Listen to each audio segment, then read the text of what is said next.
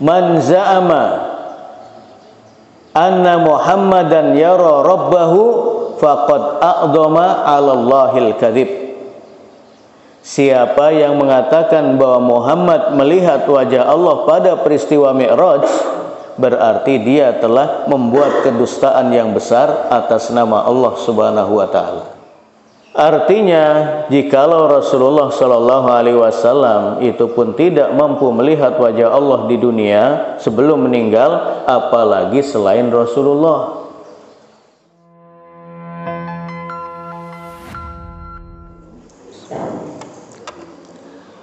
Assalamualaikum warahmatullahi wabarakatuh.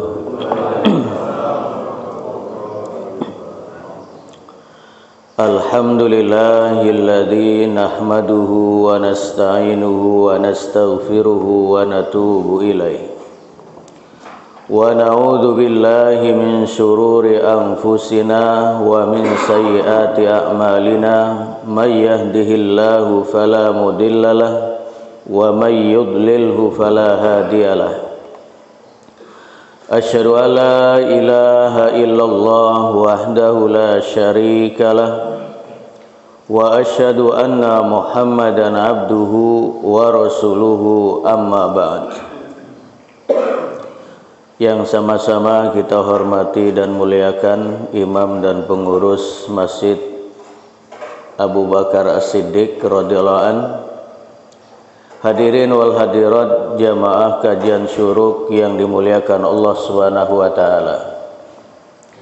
Kita awali kajian syuruk ini dengan melantunkan kata pujian dan syukur kehadirat Allah Subhanahu wa taala atas segala karunia, nikmat, inayah, hidayah dan taufiknya, sehingga kita tetap istiqomah untuk mengkaji Al-Quran. Salawat teriring salam semoga senantiasa tercurah kepada Rasul junjungan kita Nabi Agung Muhammad sallallahu alaihi wasallam, yang selalu kita memohon kepada Allah mudah-mudahan kita semua termasuk pengikutnya yang memantaskan diri mengharap syafaatnya pada hari kiamat nanti. Amin. Jamaah sekalian, kita masih melanjutkan tafsir surah Al-Qiyamah pada pagi ini dari ayat 16 sampai ayat 25. A'udzu billahi minasy syaithanir rajim. Bismillahirrahmanirrahim. La tuharrik bihi lisanaka lita'jala bih. Inna alaina jam'ahu wa qur'anah. Fa idza qara'nahu fattabi' qur'anah. Thumma inna alaina bayanah. Kalla bal tuhibbunal ajilah wa tadharunal akhirah. Wujuhun yawma idzin nadhirah ila rabbiha nadhirah. Wa wujuhun yawma idzin basirah tadhunnu an yuf'ala biha faqirah.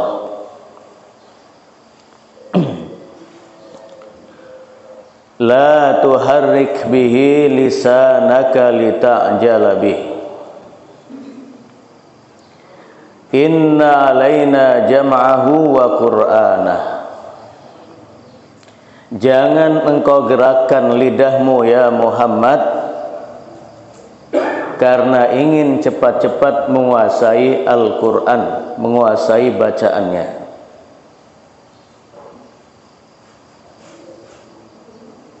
Sesungguhnya kamilah yang mengumpulkan Al-Quran di dadamu dan yang membacakannya.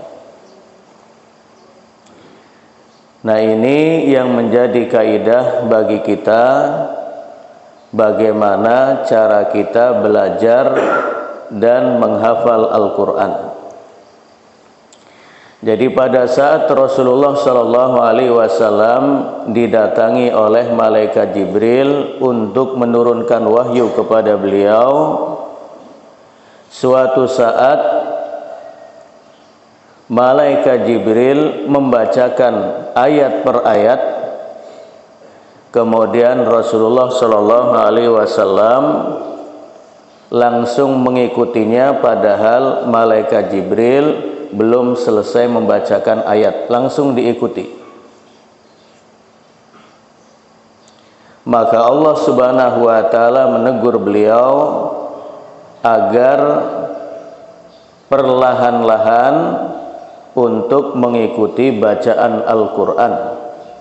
Setelah malaikat Jibril alaihi salam selesai mentalkin beliau ayat per ayat, maka beliau mengikutinya. Al-Imam Ibnu Jarir At-Tabari dalam tafsirnya menyebutkan ada dua pendapat mengapa Rasulullah Shallallahu Alaihi Wasallam cepat-cepat mengikuti talkinan dari malaikat Jibril alaihi salam. Yang pertama adalah karena beliau takut lupa. Beliau takut lupa. Sedangkan beliau adalah seorang yang ummi, tidak bisa membaca dan menulis, sehingga hanya mengandalkan daya ingat dzakirah,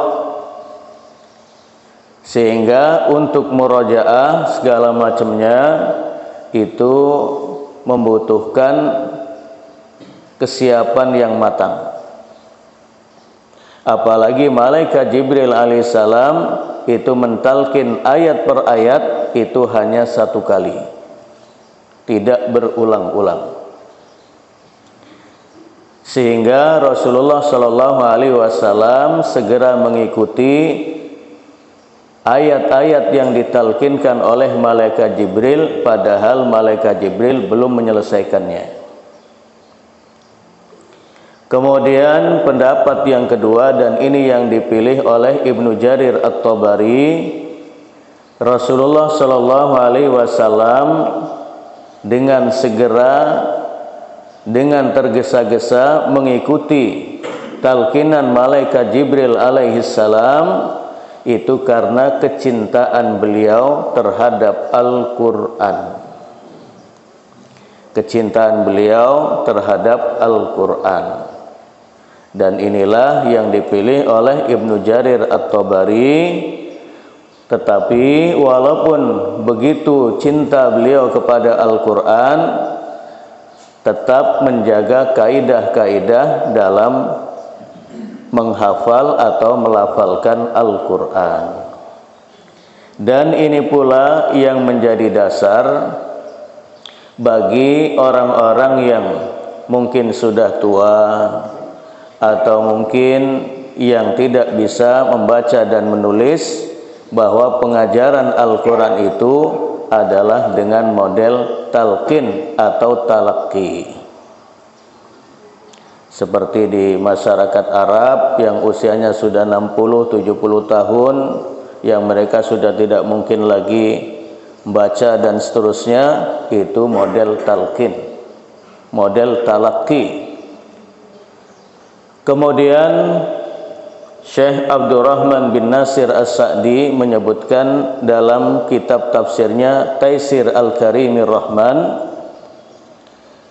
di antara faedah larangan tergesa-gesa dalam melafalkan Al-Quran, dalam menghafal Al-Quran, itu adalah dipraktekkan di zaman sekarang bagi seorang murid apabila mendengarkan perkataan dari sang guru, maka didengarkan sampai perkataannya selesai. Jangan memotong pembicaraan atau perkataan sang guru, karena dimungkinkan antara perkataan yang awal dengan perkataan yang akhir itu ada korelasi, ada kaitannya awal dan akhir. La tuharrik bihi lisanaka lita'jala bih inna alaina jam'ahu wa qur'anah. Dan ini pula yang menjadi kaidah bahwa menghafal Al-Quran itu tidak boleh cepat-cepat. Makanya kadang-kadang kita heran juga kalau ada ma'had atau pesantren tahfidz yang membuat program 1 bulan selesai. Karena fakta mencatat para penghafal Al-Quran di pesantren-pesantren yang model ini, maka setelah selesai, setelah hataman Quran, begitu dites, ternyata ngambang semuanya. Nah, maka ini menjadi kaidah dalam mempelajari dan menghafal Al-Quran. La tuharrik bihi lisanaka lita'jala bih inna alaina jam'ahu wa qur'anah fa idza qara'nahu fattabi qur'anah. Maka apabila kami telah membacakannya, maka fattabi qur'anah, ikutilah bacaannya. Per ayat ditalkin oleh malaikat Jibril. Kemudian Rasulullah Shallallahu Alaihi Wasallam mengikuti dan langsung menghafalnya.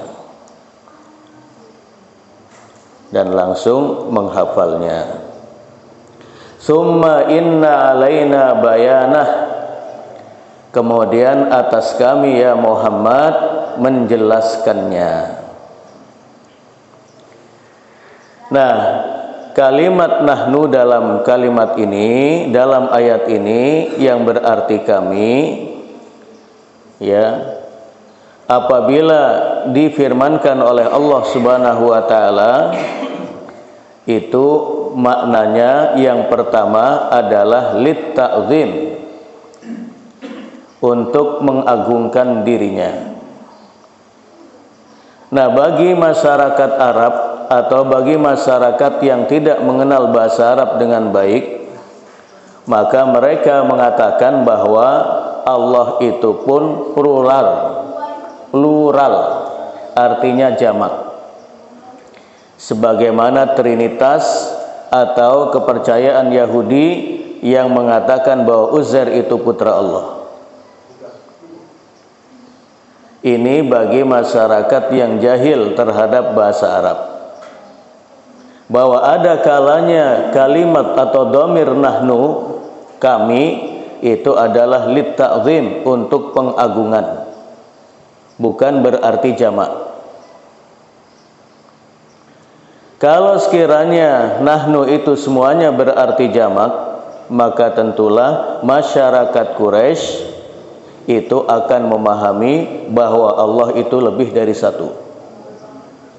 Tapi karena mereka memahami bahwa Allah Subhanahu wa taala adalah Esa, maka mereka menentang dan memerangi Rasulullah sallallahu alaihi wasallam.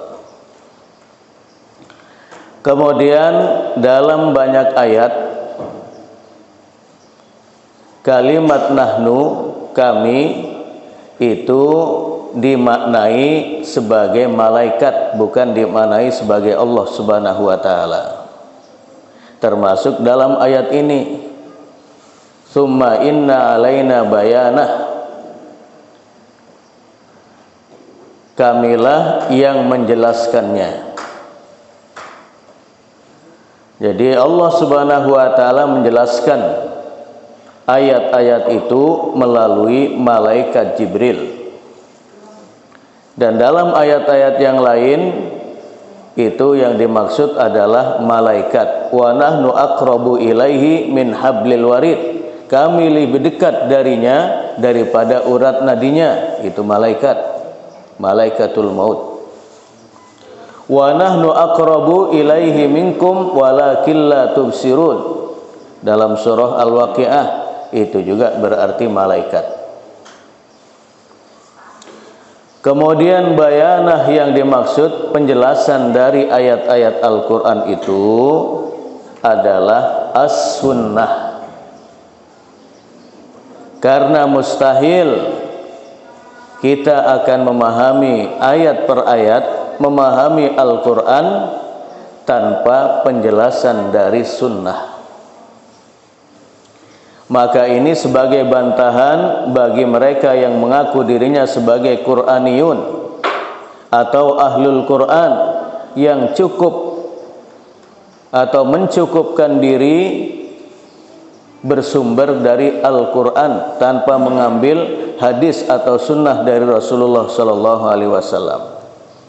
Karena banyak persoalan dalam ayat itu tidak digambarkan atau tidak dijabarkan oleh Allah Subhanahu wa taala. Misalnya dalam ayat 43 dari surah Al-Baqarah, wa aqimus salata wa atuz zakah. Dirikanlah salat dan tunaikanlah zakat. Dalam Al-Qur'an tidak dijelaskan bagaimana pelaksanaan salat. Nah, maka bagaimana tata cara salat itu disebutkan dalam riwayat Bukhari, "Shallu kama ra'aitumuni usolli." Salatlah kalian bagaimana kalian melihat aku salat, kata Rasulullah. Demikian pula bagaimana tata cara pelaksanaan haji yang diwajibkan kepada kaum muslimin yang mampu. "Khudhu anni manasikakum." Sabda Rasulullah, ambillah dariku cara ibadah haji kalian. Demikian pula wa atuz zakah, cara menunaikan zakat. Berapa nisabnya, berapa ketentuannya, bagaimana caranya, al-haul 1 tahun dan seterusnya, itu dijelaskan dalam sunnah. Maka termasuk dalam ibadah haji, al-hajju asyhurum ma'lumat. Ibadah haji itu terdapat pada bulan-bulan yang telah ditentukan, yaitu bulan Syawal, bulan Dzulqa'dah, dan bulan Dzulhijjah. Nah, bagi Qur'aniyun, Ahlul Quran, ya, mereka yang menolak hadis, inkarus sunnah, itu memahami bahwa ibadah haji itu ya bisa dilakukan di 3 bulan itu, Syawal, Dzulqa'dah, dan Dzulhijjah. Sehingga mereka wukuf di Arafah, ya wukuf di Arafah ya bisa di bulan Syawal, bisa di bulan Dzulqa'dah untuk menghindari kepadatan. Karena puasa Arafah atau hari-hari Arafah, pelaksanaan ibadah haji seperti apa, itu disebutkan dalam hadis-hadis Rasulullah Shallallahu Alaihi Wasallam. Maka thumma inna alaina bayanah, penjelasan dari ayat-ayat Al-Quran itu selain dari ayat Al-Quran juga dalam hadis Rasulullah Sallallahu Alaihi Wasallam yang wama yantiqu anil hawa in huwa illa wahyu yuha. Kalla bal tuhibbunal ajilah. Jangan demikian. Tidak demikian. Bal tuhibbunal ajilah.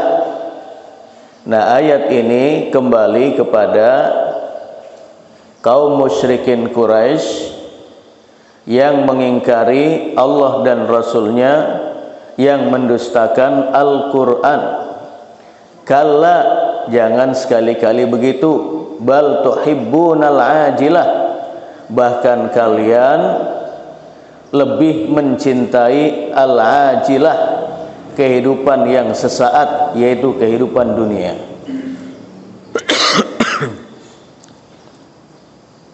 Dan orang yang apabila sudah tersilaukan dengan dunia dan keindahannya, maka kehidupannya akan jauh dari petunjuk.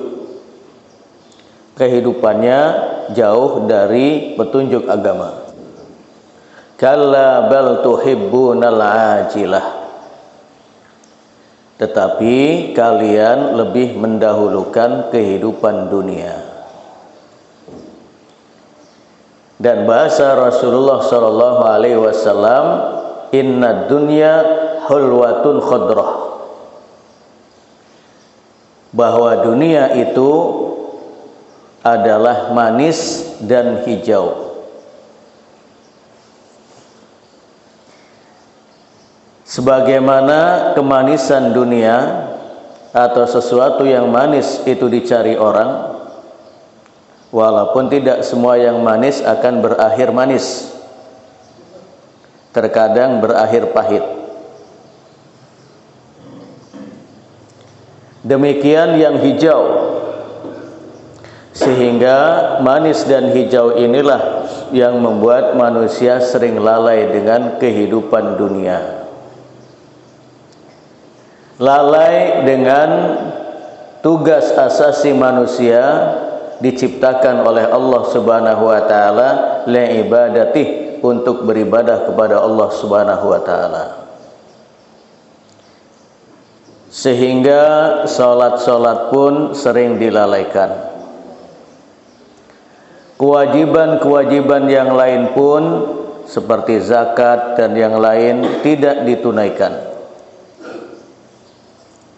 Ibadah-ibadah yang sunnah apalagi sering ditinggalkan.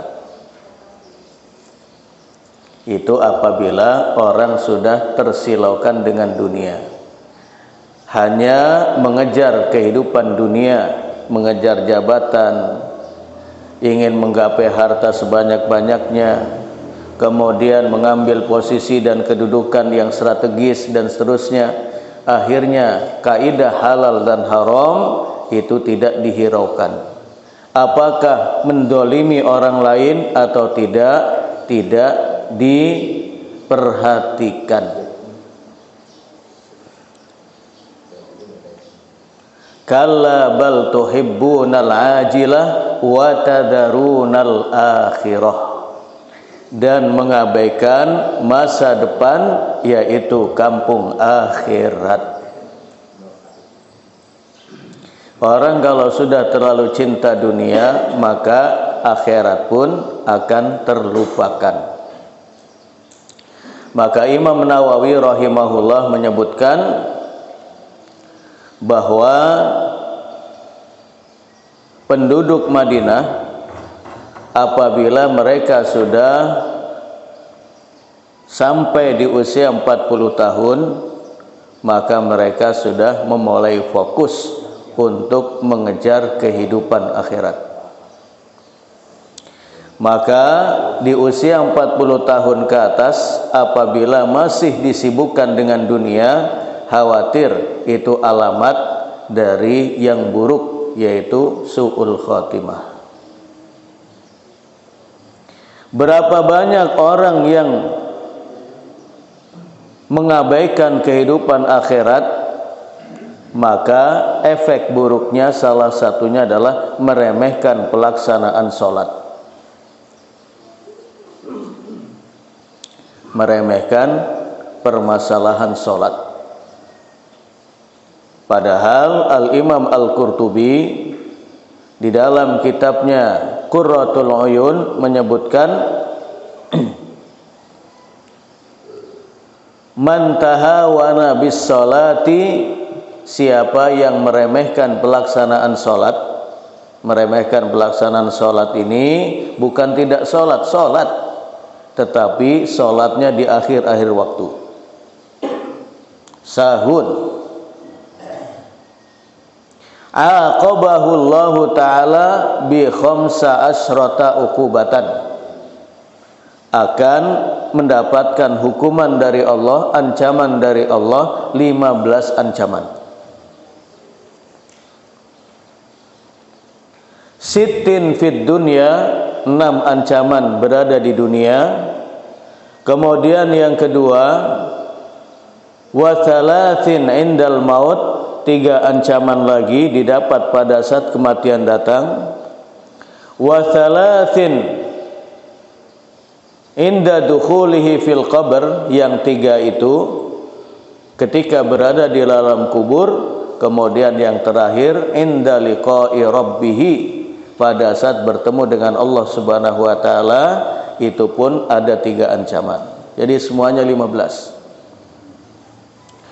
Wa ammal lati fid dunya, 6 ancaman yang ada di dunia. Fal ula, yang pertama, tanzi'ul barakata min umrihi, keberkahan usia itu dicabut oleh Allah Subhanahu wa taala. Semakin tua bukan semakin taat, semakin tua semakin menjadi-jadi. Semakin bertambah hartanya bukan semakin banyak sedekah, semakin pelit.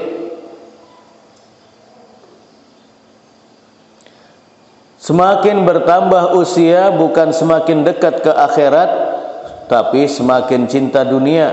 Itu keberkahan usia dicabut. Wa tsaniyatu tamhu simas sholihin min wajhih, aura kesolehan dari wajahnya meredup dan hilang. Jadi orang yang biasa bersujud dengan khusyuk dengan orang yang wajahnya tidak pernah sujud di tempat sujud, itu beda auranya. Tidak bercahaya, cahayanya redup walaupun kulitnya putih, bule.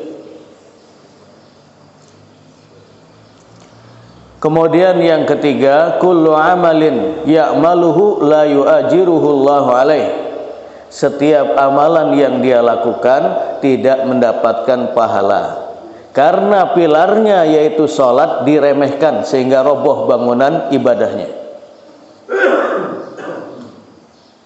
Warabi'atu, yang keempat, la yurfa'u lahu du'aun ila sama, doa-doanya mahjub, doa-doanya tidak terkabul, tidak sampai terangkat ke langit, tidak didengar oleh Allah Subhanahu wa taala. Wal khamisatu, yang kelima, laisa lahu haddun fi du'a'is sholihin, tidak ada bagian bagi dirinya dari doa orang-orang yang soleh.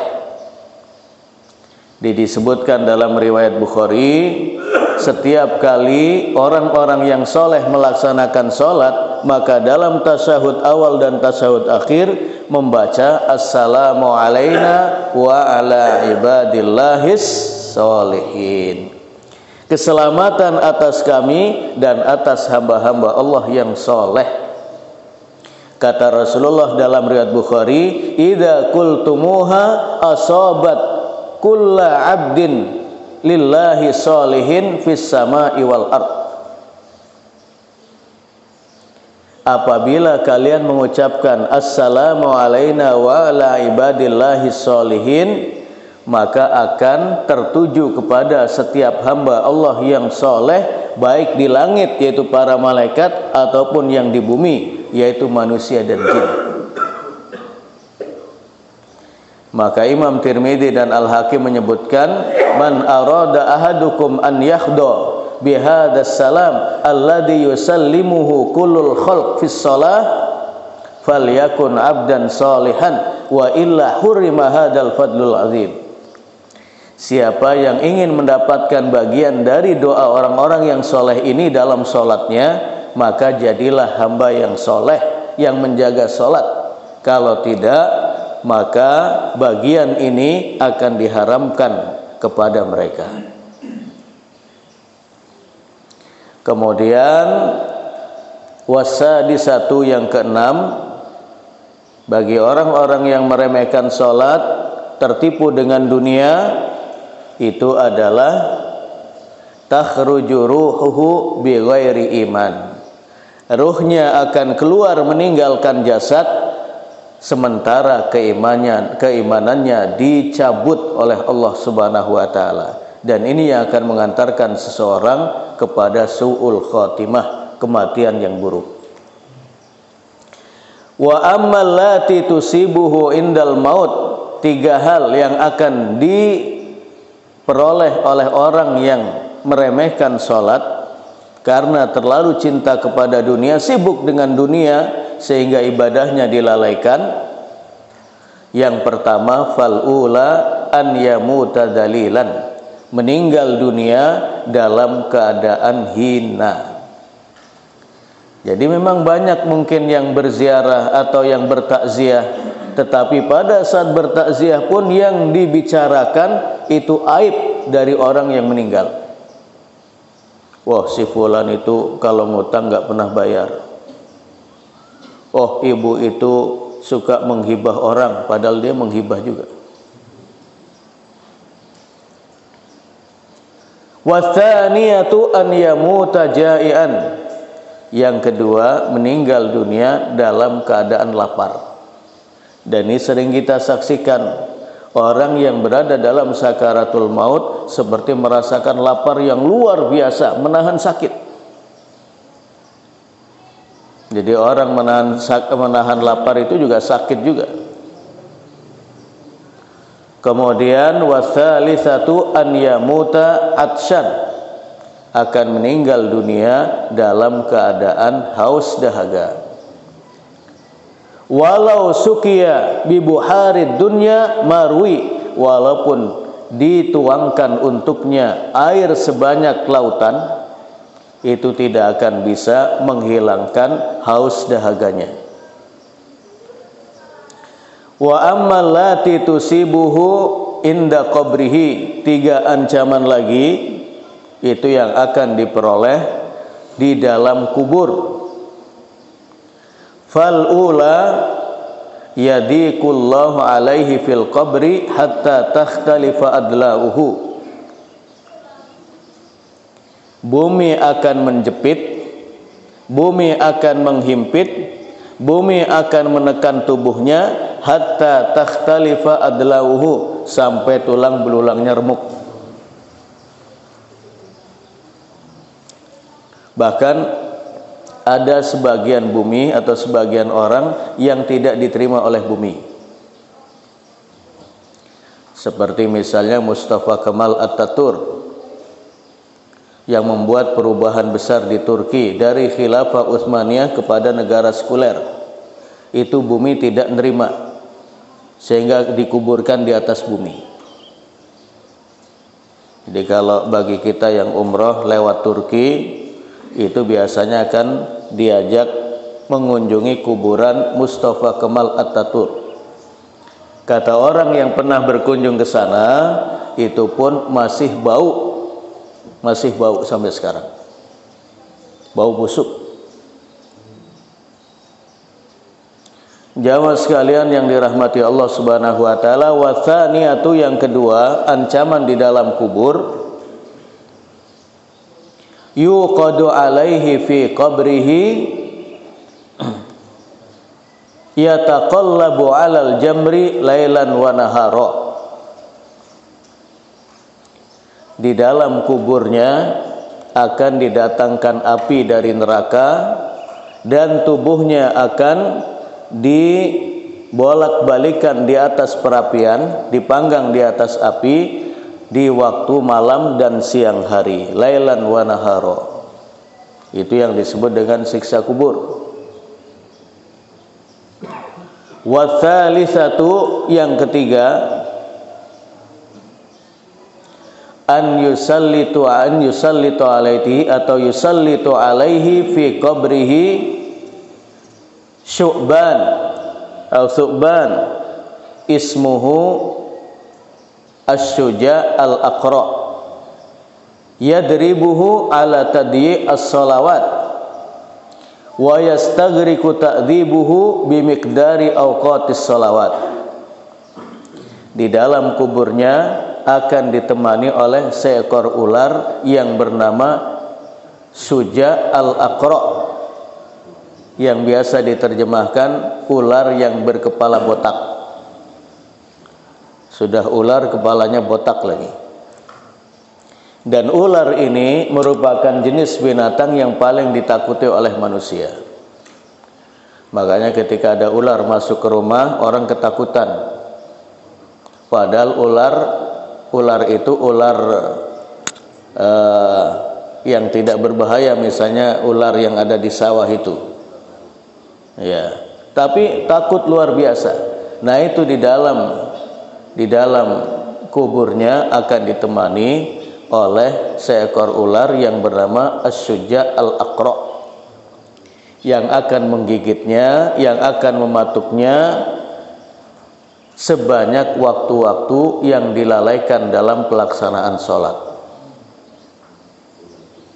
Jadi kalau waktu subuh itu dari azan berkumandang sampai menjelang waktu syuruk, ya disitulah dipatuk, dimangsa oleh ular di dalam kubur, sambil mengatakan ana amaluk, aku adalah amalmu, dan seterusnya. Kemudian waktu zuhur sampai menjelang waktu asar, di situ dipatuk lagi, dan begitu seterusnya. Wa ammal lati tusibuhu inda liqa'i rabbih idan syaqqatis sama. Yang 3 ancaman lagi itu akan didapatkan ya bagi orang yang meremehkan sholat ketika berada di padang mahsyar menghadap Allah Subhanahu wa taala.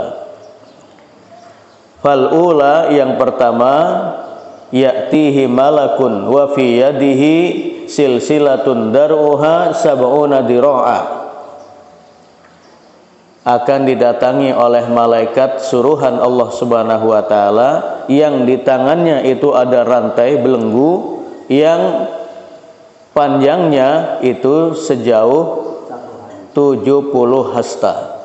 Sab'una dira'a tersebut dalam surah Al-Haqqah. Fayu'alliquha fi unuqihi, akan dikalungkan di lehernya. Fayudkhiluha fi fihi, kemudian belenggu itu, rantai itu dimasukkan ke mulutnya. Wa yukhrijuha min duburihi, kemudian ditarik, dikeluarkan dari duburnya. Wa huwa yunadi, dan malaikat itu berseru, hada jazaa'u man yudayyi'u faraidallah. Ini adalah balasan bagi orang-orang yang meremehkan, mengabaikan kewajibannya kepada Allah Subhanahu wa taala. Wa tsaniyatu, yang kedua, la yangdurullahu ilaih, Allah tidak melihatnya pada hari kiamat. Artinya Allah melihatnya dalam keadaan murka, dalam keadaan benci. Wa tsalisatu, yang ketiga, wala yuzakkihi walahu adabun alim, Allah tidak membersihkan dosa-dosanya, artinya dosa-dosanya tidak terampunkan. Walahu adabun alim, dan bagi dia siksa yang pedih. Ini salah satu contoh orang yang lalai dengan kehidupan akhirat dan cenderung dalam kehidupan dunia, sehingga meremehkan salah satu kewajibannya, menunaikan sholat. Bahkan sebagian masyarakat, sebagian orang itu bukan lagi meremehkan, meninggalkan, tidak sholat sama sekali. Kondisi dunianya sudah rapuh, harta tidak ada, jabatan pun hilang, tetapi ibadahnya juga menjadi rapuh. Kalla bal tuhibbunal ajilah wa tadarunal akhirah, meninggalkan, mengabaikan kenikmatan hidup di akhirat. Bagaimana masa depan mereka? Bagaimana masa depan manusia? Hanya ada 2 golongan. Wujuhu yawma idin nadirah ila rabbiha nadirah. Wajah orang-orang mukmin pada hari itu, pada hari kiamat, pada saat menghadap Allah Subhanahu wa taala itu berbinar-binar, bercahaya, berseri-seri karena mereka melihat wajah Allah Subhanahu wa taala. Dan inilah yang harus kita yakini dengan keyakinan penuh, dengan keyakinan yang total, bahwa nanti pada hari kiamat ketika manusia sudah masuk ke dalam surga, maka kenikmatan yang terbesar itu adalah melihat wajah Allah Subhanahu wa taala. Wujuhu yauma idzin nadhirah ila rabbiha nadhirah. Di dalam riwayat Muslim, Rasulullah sallallahu alaihi wasallam bersabda, "Idza dakhala ahlul jannatil jannah." Apabila penghuni surga sudah masuk ke kediamannya, ke surga itu, yaqulullahu tabaraka wa ta'ala, maka Allah berfirman kepada penghuni surga, turiduna syai'an azidukum, apakah masih ada kenikmatan yang lain yang ingin aku berikan kepada kalian? Fayaqulun, karena mereka sudah merasakan surga dengan segala kenikmatannya, maka mereka pun menjawab, alam tubayyit wujuhana, alam tudkhilnal jannah wa tunajjina minan nar. Ya Allah, ya Tuhan kami, bukankah Engkau telah membuat wajah kami bersinar-sinar, wajah kami berbinar-binar, wajah kami bercahaya? Bukankah Engkau telah memasukkan kami ke dalam surga dan menyelamatkan kami dari siksa neraka? Sudah cukup ya Allah.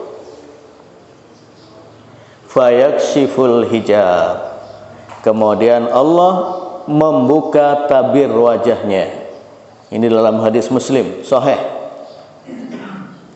Setelah penghuni surga yang sudah mengecap segala kenikmatan begitu melihat wajah Allah Subhanahu wa taala, maka dalam hadis itu disebutkan, fama u'tu syai'an ahabba ilaihim minan nadhari ila rabbihim. Tidak ada kenikmatan yang lebih mereka sukai daripada melihat wajah Tuhan mereka. Kemudian Rasulullah Shallallahu Alaihi Wasallam membacakan ayat 26 dari surah Yunus, lilladzina ahsanul husna wa ziyadah. Bagi orang-orang yang berbuat baik ada pahala bagi mereka, yaitu surga, wa ziyadah, dan ada tambahan pahala. Tambahan pahala yang dimaksud adalah ru'yatullah fil jannah, melihat wajah Allah di surga. Lahum ma yasha'una fiha waladaina mazid, dalam surah Qaf. Bagi mereka apa yang mereka inginkan, dan bagi kami ada tambahan untuk penghuni surga, yaitu melihat wajah Allah Subhanahu wa taala. Itu kenikmatan yang terbesar. Pertanyaannya adalah, apakah ada orang yang sebelum meninggal itu bisa melihat wajah Allah Subhanahu wa taala? Karena ada sebagian kisah orang-orang sufi itu, seperti Rabi'ah al-Adawiyah itu melihat wajah Allah. Bagaimana Rabi'ah al-Adawiyah melihat wajah Allah, Rasulullah aja enggak?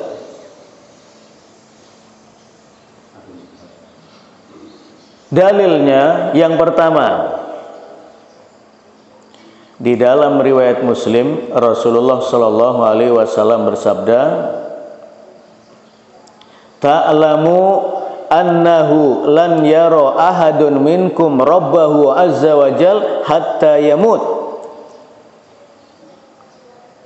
Ketahuilah, yakinilah bahwa tidak ada seorang pun dari kalian yang bisa melihat wajah Allah Subhanahu wa taala sampai ia meninggal, artinya kalau dia sudah masuk surga.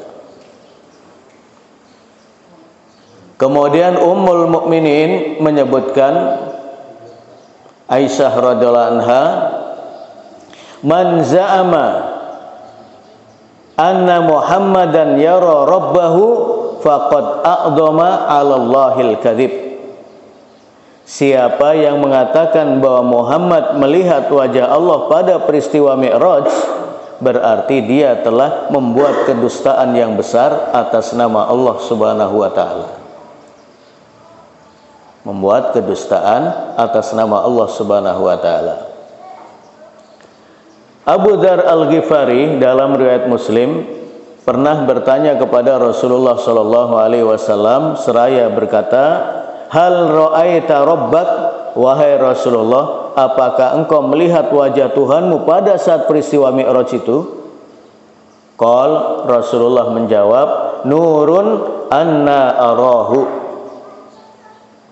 Hanya cahaya yang menghalangi penglihatanku ya untuk melihat Allah. Artinya antara aku dengan Allah itu dibatasi oleh cahaya. Dibatasi oleh cahaya sehingga tidak melihat wajah Allah Subhanahu wa taala.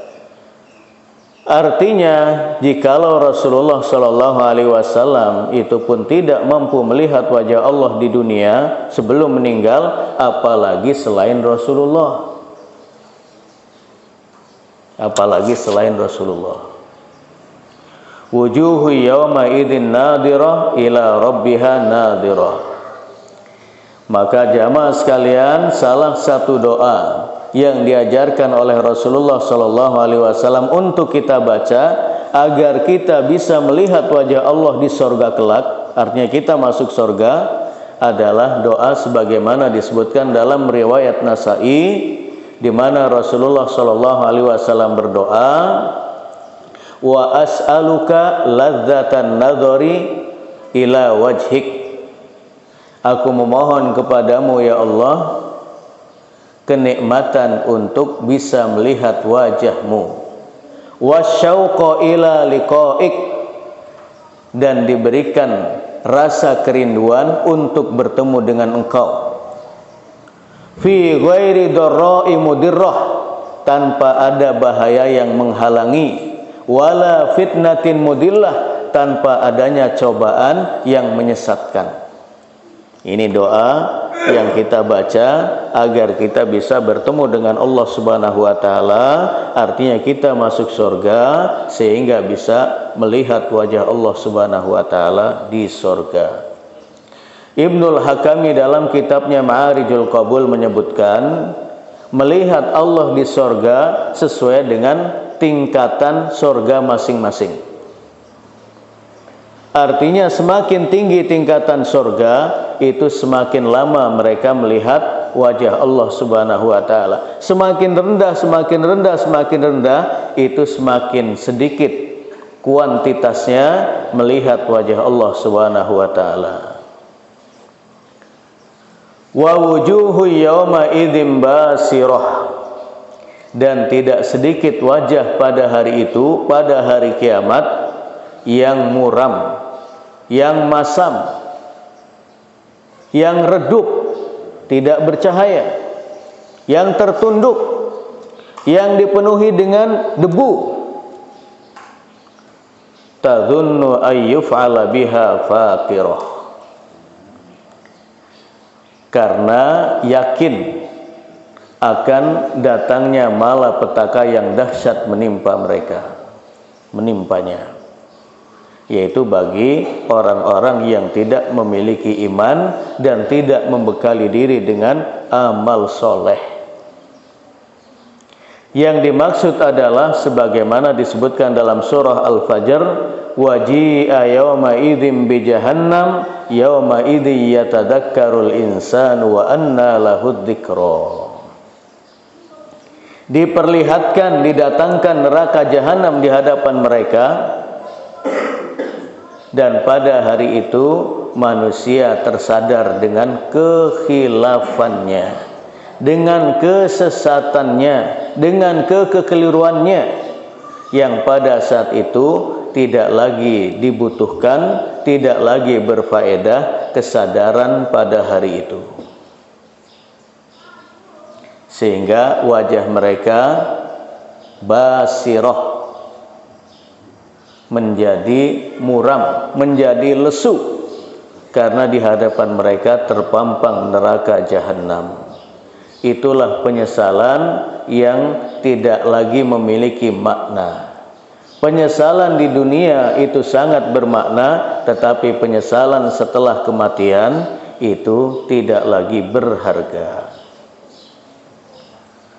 Jamaah sekalian, demikian kajian tafsir kita pada pagi ini, masih menyisakan 15 ayat lagi dari surah Al-Qiyamah insyaallah.